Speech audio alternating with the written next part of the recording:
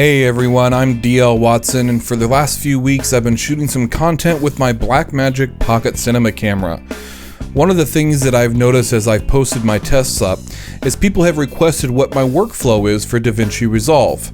So I decided to make this quick tutorial showing you my workflow and hopefully demystify DaVinci Resolve.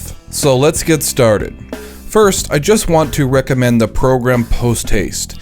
It's a fantastic free program that allows you to build specialized directories on your PC or Macintosh to keep your projects organized. The reason why is keeping everything under one directory allows you to easily archive your projects and be able to return to them months or even years later without having to spend time relinking media. And being organized is even more important when working with raw footage. Once you've got your directory and its subdirectories created, I transfer the raw footage directories to my folder labeled raw footage. Once it's finished transferring, I open DaVinci Resolve. Now before we do anything else, I'd like to take a minute and show you how to tell Resolve where to look for your files. Go to the Preferences and under Media Storage, select the plus button. Now select a directory or drive you want DaVinci Resolve to use to find your files. Personally, I've dedicated an entire drive to my active projects, but for you just starting off, selecting your C drive or your work drive will be sufficient. Once you've set up your media storage, exit DaVinci Resolve and restart the program. Now you're ready.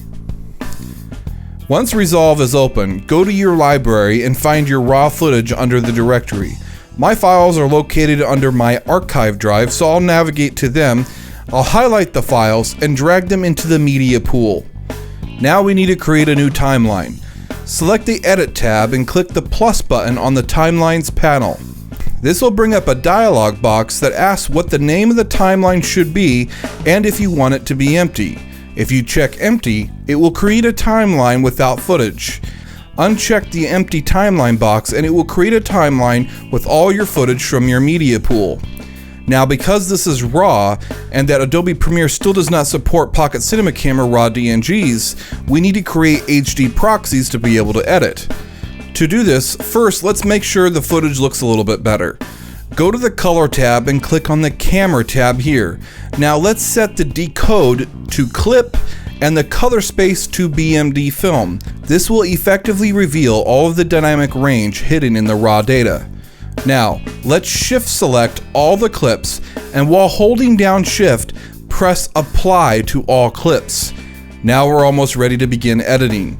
Now let's save our project because we will return to it later, and click on the Deliver tab.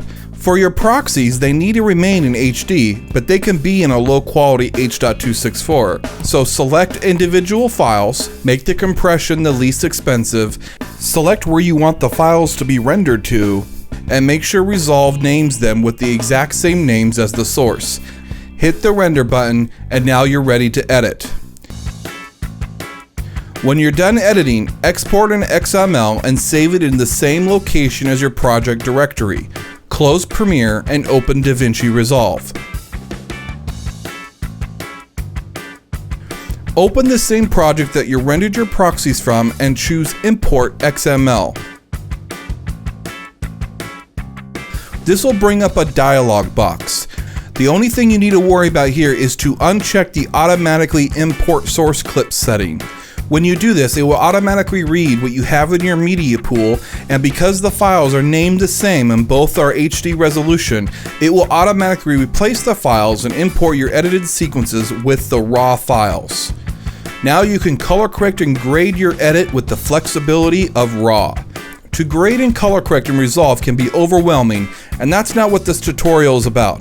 But I mainly focus on my primaries and follow some basic rules when I'm looking at my RGB parade. Keep the shadows touching the bottom line and the specular highlights touching the top line. Midtones obviously in the midsection. The rest is purely subjective, but I like to use the Osiris film LUTs from Vision Color. They provide cinematic looks that reminisce of shooting on actual film. Much more affordable than Film Convert and much more controlled combined with DaVinci Resolve.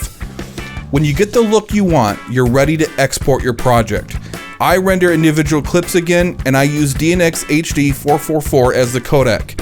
It's a free codec from Avid, and it's comparable with ProRes for PC users. Of course, if you have a Mac, use ProRes HQ. Make sure you have unscaled data, that you've told it to use the same name as the original, set the sizing and debarring to the best quality, and add the project to the render queue. When it's finished rendering, bring the color-corrected clips back into Premiere, add your final adjustments, titles, etc., and render your deliverables. And by keeping all your raw files together and following this basic workflow, you're not needlessly duplicating files, you're saving space, and it allows you to easily archive your projects for later use or renders. I hope this tutorial was helpful to you, and I hope it opened your eyes to this wonderful free program. If you're wanting to know more about DaVinci Resolve, I highly recommend you download the software and take a look at some of the tutorials online and get more familiar with it. It's an uber program that has certainly revolutionized the way I think about color and grading. So with that, I'm off. Thanks so much for watching, and I hope to see some of your works of art with this wonderful camera in the future.